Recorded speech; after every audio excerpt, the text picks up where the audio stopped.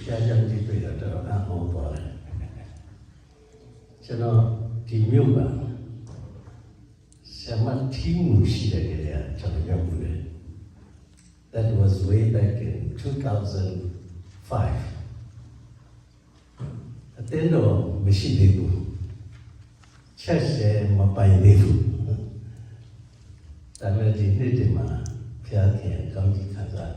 စောစောဆရာတပါးကျွန်တော်ပြောတယ်ဒီဖျားကြောင်ဘယ်လောက်နဲ့ဝယ်လဲသိလားဆိုတော့မသိဘူးသူပြောတယ်3ကနန်းနဲ့ဝယ်တယ်အရန်တန်တော့ဒါဖျားပေးတဲ့ကျေးဇူးပဲပေါ့နော်အဲဒီဟာကမတွေ့ရတဲ့ဓမ္မအမှုတော်ဆောင်နေကျွန်တော်ဒီမှာရောက်ပြီးတော့တကယ်ဖျားခင်အတွက်ဆက်ကတာဝန်ယူနေကြတဲ့ကျွန်တော်ရဲ့လုပ်ဖို့ဆောင်ပဲတဲ့အားလုံးတွေ့ရလို့ဖျားခင်ကျေးဇူးတော်ချီးမွမ်းပါတယ်လို့ကျွန်တော်လည်းအထူးဝတ်သားကြောင်းဖြစ်နိုင်တော့ကျွန်တော်ကရင်လိုပြောချက်တယ်ဒါကြောင့်လို့ကျွန်တော်ကရင်ကအော်မီဝီလီယာတော့လည်းရတော့မဖြစ်ဘူးပေါ့နော်အဲဒီတော့ကျွန်တော်ဘာမှလည်းပဲပြောပြစီကျွန်တော်2005ဘန်ကောက်စာရောက်တယ်ဒီနေ့ထိထိုင်းမှာမရှိပါဘူးဆိုတော့နှစ်ပေါင်း20ကျွန်တော်နေခဲ့ပါတယ်အခုလည်းနေစေပါလောလောဆယ်ကျွန်တော်ချင်းမိုင်မှာနေပါတယ်တကယ်တော့အနားယူဖို့အသက်အရွယ်ဖြစ်ပါတယ်ဘုရားခင်ကတော်လာနေသေးတာပဲလှုပ်ရှားနိုင်သေးတာစကားလည်းပြောနိုင်သေးတာပဲဆိုတော့နားလို့မရပါဘူးအဲဒီတော့ဘုရားခင်ပေးတဲ့တောင်းကိုကျွန်တော်ဆက်လက်ထမ်းဆောင်နေရတဲ့အခွင့်အရေးကျေးဇူးတော်ချီးမွမ်းပါတယ်ထိုင်းနိုင်ငံကိုကျွန်တော်ရောက်ရတဲ့အကြောင်းရင်းကပါလဲဆိုတော့ fill in the blank mission ကွက်လပ်ပမာရှိတဲ့ကွက်လပ်ကိုကျွန်တော်ဖြည့်ပေးဖို့ဖြစ်ပါတယ်။ဘာဖြစ်လို့လဲဆိုတော့ကျွန်တော်ဗမာပြည်မှာ1972ကတည်းကစမ်းသပ်ကြောင်းပြီးတာ2002အထိကျွန်တော်အမှုတော်ဆောင်ခဲ့ပြီး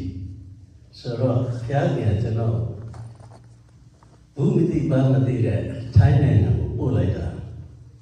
ဘလို့ပို့လဲကျွန်တော်မသိဒါပေမဲ့ကျွန်တော်အလုပ်ကပါလဲဆိုတော့ကွက်လက်ရှိမင်းဖြစ်ရမယ်ဆိုတဲ့သာဝန်ပဲဖြစ်ပါတယ်အဲ့တော့ကျွန်တော်ရဲ့ကွက်လက်ကဘာလို့ဖြစ်ရလဲဆိုတော့ပထမဆုံးပြင်ဆိုင်ရတာတော့ဆူနာမီတစ်ချက်ဖြစ်လိုက်တာထိုင်းမှာတောင်းကနနဲ့လူတွေသေလို့လေ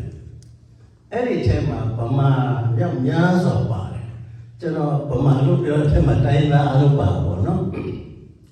ဗမာမြောက်များစွာပါတယ်နိုင်ငံခြားသားလည်းမြောက်များစွာပါတယ်ဘန်ကောက်ပို့စ်ကပါရေးလဲဆိုတော့ဆူနာမီဖြစ်လို့ဒုက္ခရောက်တဲ့ထဲမှာမြန်မာအလုသမားများစွာပါဝင်ပါတယ်သို့တော်လည်းပဲဒီဗမာလူသားတွေ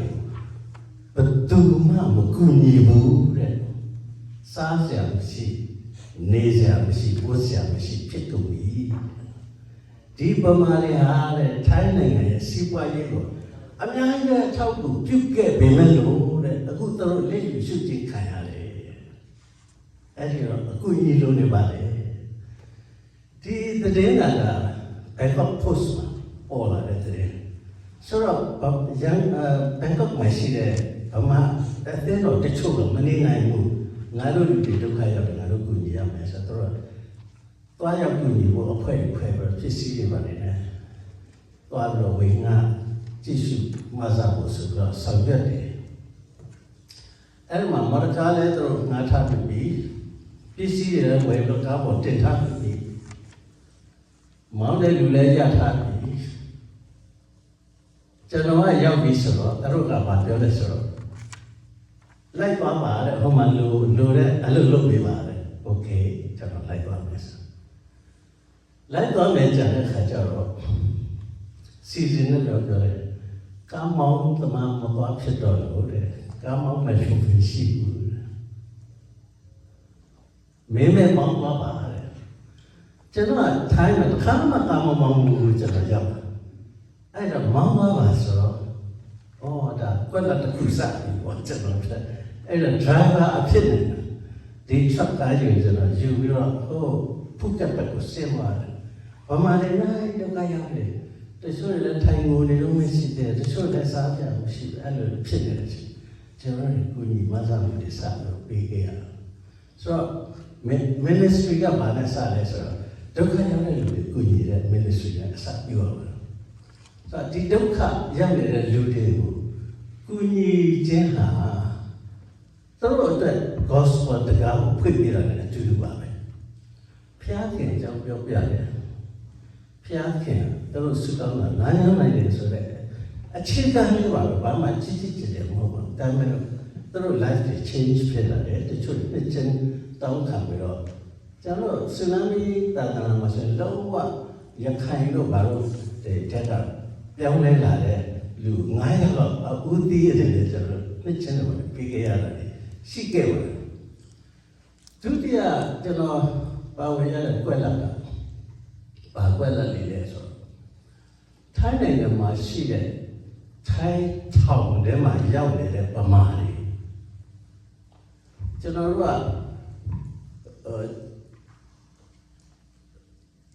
Baptist Prison Ministry ဆိုပြီးတော့ Southern Baptist ကတော့တည်ထောင်ထားတဲ့အဖွဲ့ရှိတယ်ဒီအဖွဲ့ကအစိုးရစီကအခွင့်အရေးရပြီးတော့ထိုင်းရဲ့ထောင်ထဲကိုဝင်ပြီးတော့ကျင်းသားတွေကိုသူတို့စုပြီးတော့သူတို့ဟောတော့မှာတရားဟောတာလို့ကျမ်းစာတဲ့တာလို့သူခွင့်ပြုတယ်အဲ့မှာလည်းကျွန်တော်တို့ဗမာဆရာမရှိဘူးဖြစ်တယ်သူတို့သွားလို့ရှိရင်ထိုင်းဆရာတွေပါတယ်အင်္ဂလိပ်လိုပြောတတ်တဲ့လူပါတယ်တရုတ်လိုပြောတတ်တဲ့လူပါတယ်ဗမာလူတွေဆိုတော့ကျွန်တော်အဲ့ဒီကွက်လာတွေရပြန်တယ်ဆိုတော့ကျွန်တော်ဗမာတယောက်နေနဲ့ဒီ Thai Ministry Prison Ministry တွေမှာမြန်မာတွေအများကြီးပဲတချို့ကျတဲ့ထိုင်းမှာကြားတဲ့ထောင်သားတွေကထောင်မှာရောက်တဲ့လူတွေကillegal ဝင်လို့ပေါ့နော်ဒီတရားမဝင်ဝင်လာတော့အခါတဲ့လူတွေလုပ်ချင်တော့မဟုတ်ဘူးဗျအဲ့ဒီလူတွေထားတဲ့ထောင်ကတော့တတ်အခုကျတော့ visit လုပ်တဲ့ထောင်တွေကဗမာတွေကဘာကြောင့်ဖန်ခံလဲဆိုတော့တထေးဖြစ်ချင်လို့ drug ကို trafficking လုပ်ရင်းနဲ့ခွေးပြသွားကြတဲ့လူတွေဖြစ်တယ်အဲ့ဒီလူတွေကဟိုမှာအတွင်းထဲမှာလည်း drug အရောက်မဲ့လုပ်နေတော့မဲ့ထောင်ထဲမှာအပြင်ကနေလည်းဘိုးပေါ်ကနေပြီးတော့ drug တွေကိုသွင်းချတဲ့အစီအစဉ်တွေလည်းလုပ်ကြတော့ထောင်ထဲမှာ drug လုပ်တဲ့လူတွေဖြတ်ပြတဲ့အလုပ်တွေလည်းရှိနေတော့မဲ့အရင်အဟောဆရာပါထောင်တစ်ခုဆိုရင်ဒါ drug မှာဥပဒေကြီးမမတိုင်တွေ့တဲ့လူတွေထားတဲ့ထောင်သူက maximum security လုပ်ထားတဲ့ထောင်ပေါ့နော်အဲ့လိုထောင်ထဲမှာအကျဉ်းချခံရတဲ့အထဲမှာဗမာတွေလည်းပါတယ်ဗျာနော်ဗမာလို့ပြောတယ်မှာကိုယ်ကညောပါတယ်ချင်းပါတယ်ကျတော့မွန်တွေပါတယ်ပြီးတော့အထူးပြကြတော့ဒီလေးမျိုးကအများစုဖြစ်ပါတယ်နောက်ရှမ်းပေါ့နော်ရှမ်းပါတယ်ဆိုတော့ဒီနေဇတ်ကြောမှာရှိတဲ့လူတွေကဒီ drug trafficking ကိုပါဝင်တဲ့အတွက်အခါရရှိဆိုတော့ကျွန်တော်ပြောချင်တာတော့ထောင်တွင်းသာသနာပြုတဲ့အစီအစဉ်ဟာလည်းပဲကျွန်တော်အတွက်ကတော့ဒါဒုတိယပါဝင်ရတဲ့ plan တွေတစ်ခုဖြစ်ပါတယ်ထောင်ထဲမှာကျွန်တော်တာနာပြုအရန်ကိုလျှင်မြန်တယ်မြန်ဆန်တယ်ကျွန်တော်လည်းခွင့်ပြုတယ်ကျွန်တော်ကစကားပြောရင်လေရ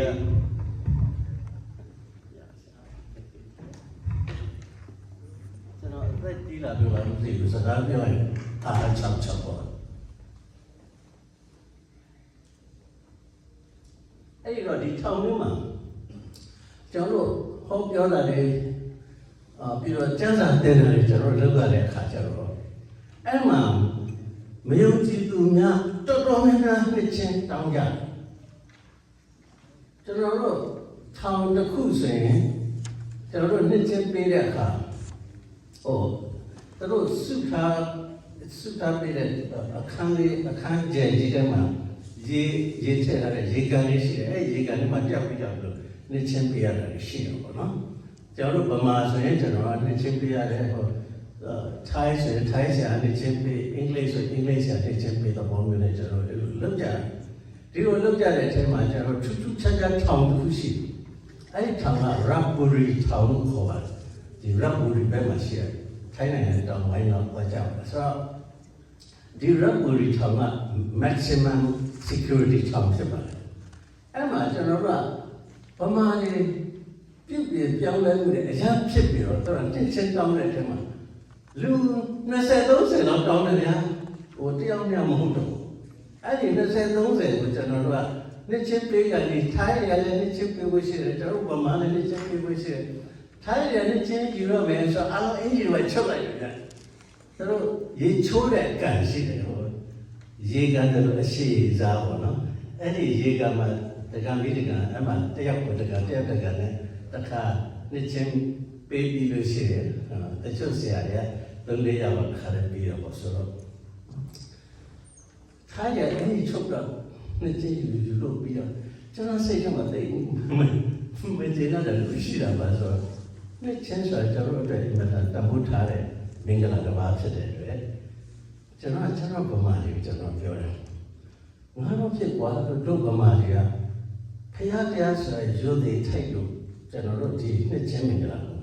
တစ်ပါးနဲ့တတ်မှတ်တာဖြစ်တော့အင်းကြီးချွတ်တာတော့တိတ်မကြိုက်ဘူးကွာလို့ပြောလိုက်တော့သူတို့တဲကတယောက်ကထားပြီးနှစ်ချင်းပြမလို့အမိတ်ပြလိုက်ဒီအမိတ်ပြလိုက်တော့တစ်ချင်းယူမယ်မဟုတ်အဲ့ဒီလိုထားပြီးအမိတ်ပြလိုက်ဟေးတို့ဗမာတွေတရားမရင်းကိုချွတ်တယ်ကွာရိုးရိုးသေးနဲ့ယူကြဒါ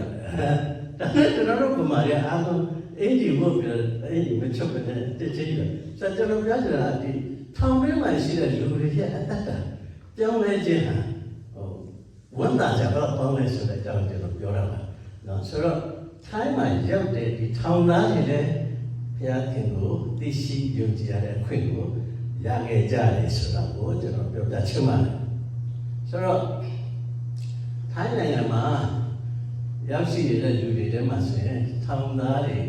အထဲကဆိုရင်ဗမာထောင်သားတွေကတောင်းကြတဲ့ချီလို့ရှိပါတယ်ဆိုတော့ကျွန်တော်ရောက်နေတဲ့ထောင်တွေကထောင်ကနာလောက်ပဲရှိပါသေးတယ်ဆိုတော့ there are many prisons နော်ဆိုတော့ဒီထောင်တွေထဲမှာကျွန်တော်ဗမာတွေရှိတယ်ဆိုတဲ့အကြောင်းပြောပြချင်ပါတယ်တချို့ထောင်ကထွက်လာတဲ့လူတွေကကျန်းစာကြောင်းသားတယ်ဗျာအခုဆိုတော့အမှုတော်ဆောင်တွေဖြစ်နေပြီဆိုတော့ဒီလိုဗမာလူမျိုးတွေကရင်လူမျိုးတွေတဝဲသားတွေရခိုင်သားတွေအဲ့လိုပြောင်းလဲပြီးတော့အခုဆိုရင်တော့တရားဟောနေတဲ့ပုဂ္ဂိုလ်တွေဖြစ်ပြီးပြောင်းလဲလာတဲ့ကျွန်တော်တွေ့ရတယ်။ဒါကနည်းနည်းလေးပဲရှိပါသေးတယ်။ကျွန်တော်တို့လက်လမ်းမီတဲ့လောက်လုံနိုင်တဲ့လောက်ပဲဖြစ်ပေါ်လာတာရှိ။ကျွန်တော်မမီတဲ့နေရာတွေအများကြီးရှိသေးတယ်။ဆိုတော့တောင်းကနန်းလောက်ရှိတဲ့ဗမာသားတွေဟာနောက်အမျိုးသမီးထောင်လည်းရှိတယ်အမျိုးသမီးထောင်လည်းအများကြီးပဲအမျိုးသမီးထောင်ကလည်းကျွန်တော်နှစ်ချင်းတွေပါလေတောင်းတဲ့အတွက်အမျိုးသမီးထောင်ကလည်းဒီလိုပဲနှစ်ချင်းပေးရတာရှိတယ်ဆိုတော့ကျွန်တော်ပြောချင်တာတော့ထောင်တွင်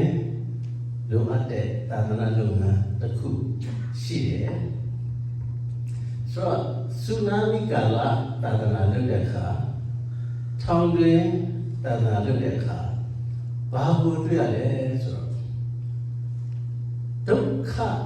ရောက်တဲ့အခါမှာ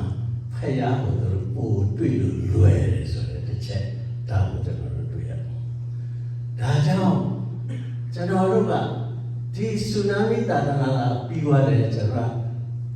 migrant workers တွေအများကြီးပဲဒုက္ခရောက်နေတာရှိ။အဲ့ဒီ migrant workers တွေကိုကျွန်တော် visitation အများကြီးသွားပြီးတော့သူတို့လိုတဲ့ထောက်ပံ့လေးအနေငယ်ပေးပြီးတော့ဘုရားခင်ကြောင့်ပြောပြရင်သူတို့ဒုက္ခရောက်တဲ့အခါသူတို့ဆုတောင်းတယ်သူတို့ဒုက္ခရောက်တဲ့အခါဘုရားခင်သူတို့ကုမတယ်ဆိုတော့ခံစားတဲ့အခါပြောင်းလဲလာကြတာရှိတယ်ဆိုတော့ကိုယ်လည်းဒါလည်းပြောချင်ပါတယ်အဲ့တော့ဟုတ်ပြီကျွန်တော်ကဆရာ let's go ကျွန်တော်ပြောတယ်အနေငယ်လို့တော့ပြောတယ်ဗျသူကျွန်တော်ကားမှာပြောတယ်အနေငယ်မှာပြောဘူးကျွန်တော်ရောက်ချီပါလို့ကျွန်တော်ပြောတယ်ဆိုတော့ကျွန်တော်ဘယ်လိုသွားမလဲတော့မသိတယ်မဲ့ကျွန်တော်ပြောတယ်တော့ပြောပြရစီအဲ့တော့ကျွန်တော်တို့ဒီ Thailand ဆိုတာ Thailand ကနေဒီကိုရောက်လာတဲ့ဘယ်လောက်ရှိလဲရှိပါတယ်နော်တော်တော်များများရှိတယ်ကျွန်တော်ထင်တယ်ဒီFort Wayne တော်တော်များများရှိတယ်ပုံများမှာစိတ်ပေါ်မှာပုံများပါလေဆိုတော့အဲ့ဒီဟော Thailand ဆိုတာမျိုးဟာဗမာတွေအတွက်ခုနာရအရာဖြစ်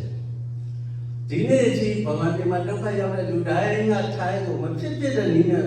ခိုးဝင်လာတာရှိတယ်တရားဝင်လာတာရှိတယ်အဲ့တော့ကျွန်တော်ထိုင်းကိုရောက်လာကြတော့ကထိုင်းမှာရှိတဲ့ migrant workers ရဲ့စီးရင်ကိုကြည့်လိုက်တော့ထိုင်းရောက်မြန်မာအလုပ်သမားများဘယ်လောက်ရှိလဲဆိုတာ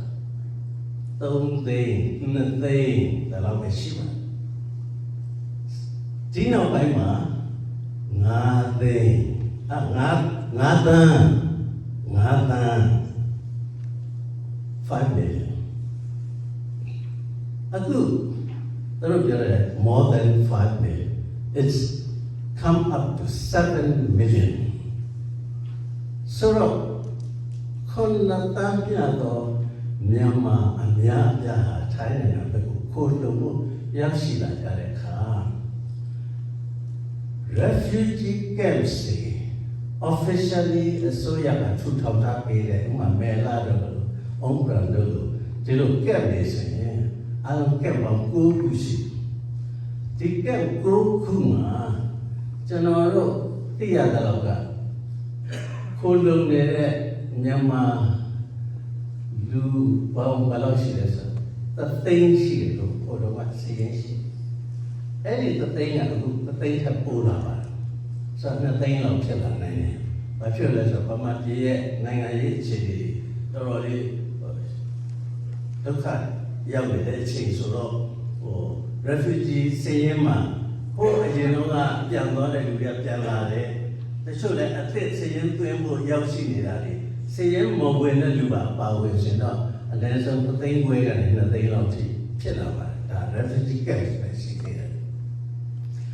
ဒါမဲ့လို့ refugee camp တရားဝင် camp မျိုးမဟုတ်ပဲနဲ့ဟိုဘက်မှာစစ်ဖြစ်လို့မြစ်ကိုကူးပြီးတော့ရောက်ရှိလာတဲ့ဒီ refugees ရှိဒီ refugees က unregistered refugees ဖြစ်မှာသူတို့ကယာရှိပဲလာပဲခွင့်ပေးတယ်တချို့နေရာတွေရှင်ဟိုမှာအနာတန်တိတ်ပြင်းထန်နေလို့ပြေးလာတဲ့လူတွေကိုထိုင်းကနည်းနည်းလက်ခံလာပေးတယ်တနာတန်ကုန်သွားပြီးရပ်သွားပြီးဆိုရင်ပြန်လို့အဲ့လို temporary refugees တွေကလည်းကျွန်တော်တို့ရေတွက်လို့မရအောင်ကျွန်တော်ရှင်းတယ်တောင်းကနန်းလောက်တော့အနည်းဆုံးရှိပါတယ်ဆိုတော့ဒီ area တကြောပေါ့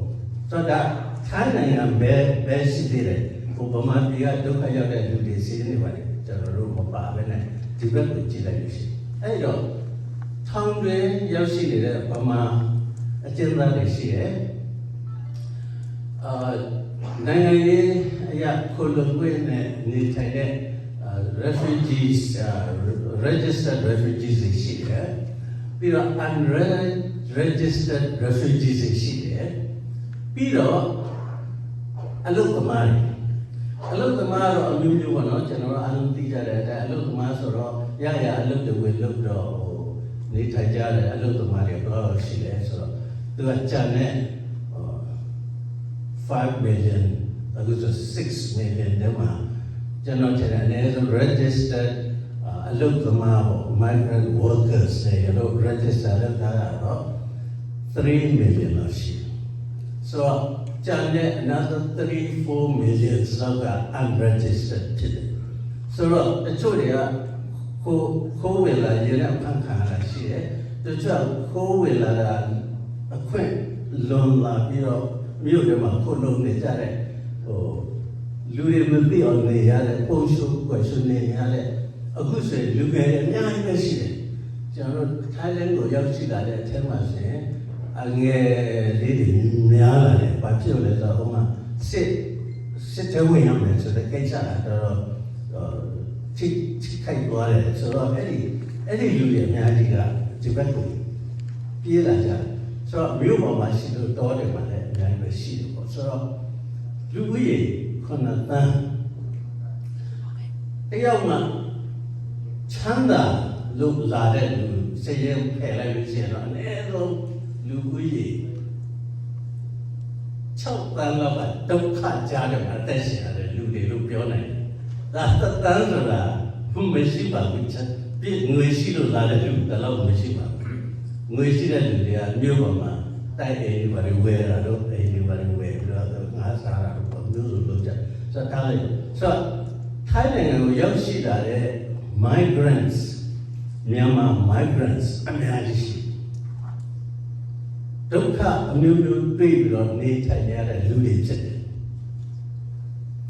အလုပ်လက်မဲ့တွေအများကြီးရှိနေစရာမရသေးတဲ့လူတွေလည်းအများကြီးရှိစားစရာချွတ်တဲ့နဲ့စားတော့နေထိုင်ရတဲ့လူတွေလည်းအများကြီးရှိဆိုတော့ဒီ5 million လောက်ထား6 million လောက်ထားတဲ့ရင်ဒီထဲကလူကျွန်တော်ထင်တယ်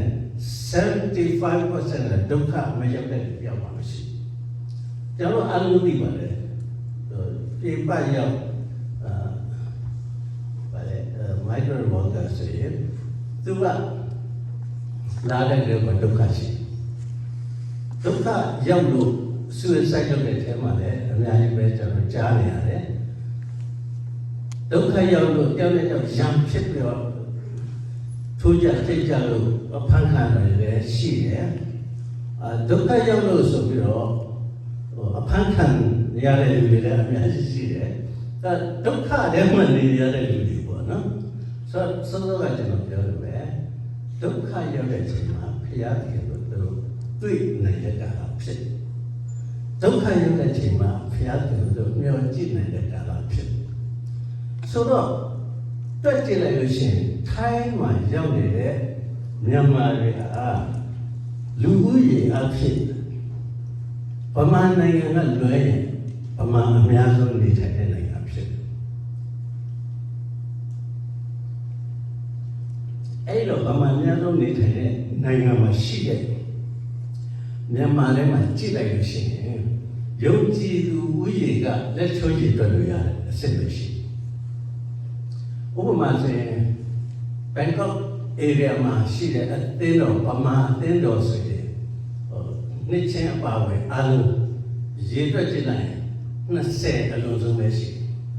အခုအသေးဖွဲလေးပါတကယ်လို့ရေတွက်လို့ရှိရင်340လောက်ရှိအဲ့ဒါ340ဆိုတာတစ်ဖွဲ့မှာလူ20 30လောက်ရှိတဲ့အဖွဲ့အပါဝင်ကျွန်တော်ပြောချင်တယ်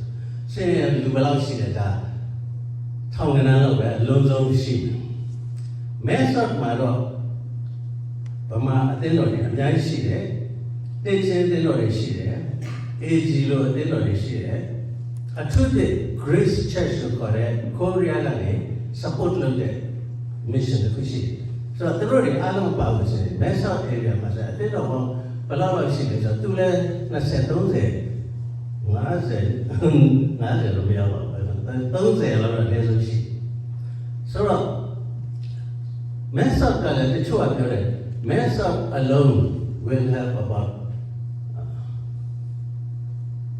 nearly 1 million မြန်မာလို့ပြောတယ်။အော်စားတော့ဘောနော်ဒီ Message မြို့တည်တယ်ပဲအဲ့မှာဗမာတွေဘယ်လိုကြက်သိပ်တော့ဘယ်လိုနေထိုင်ရလဲဆိုတော့စဉ်းစားကြည့်လိုက်ဒါသဘောပေါက်နိုင်တယ်ဆိုတော့ anyhow ဆိုတော့အသင်းတော်တွေရဲ့ပံ့ပိုးနိုင်တဲ့ reach out လုပ်နိုင်တဲ့အင်အားဘာမှမရှိဘူးဆိုတော့ဒါလိုရှင်းကြည့်လိုက်ရင်သိတာ